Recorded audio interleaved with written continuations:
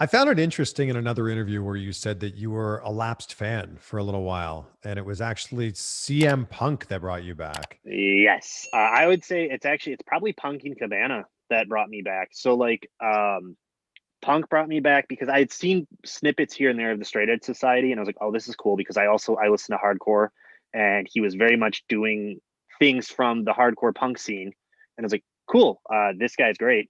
I started picking it up here and there, and then I stopped probably a little bit. I wasn't seriously watching, but then he got injured, I think, during that, and went to commentary, and he was just doing commentary, and I was like, oh well, I like him, and he's on the entire show now, so I'm going to watch this whole show even though I wasn't necessarily interested in it at the time, because he made it interesting to me just by talking.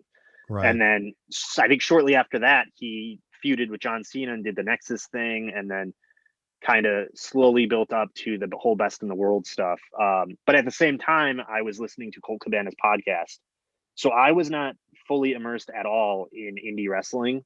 I'd gone to like one Ring of Honor show, which had, I think, everybody who's signed to WWE at this point now on it, which is very cool. Like, I think I saw Generico and Steen and Claudio, and I got to see all the greats like on one show, and then they were gone.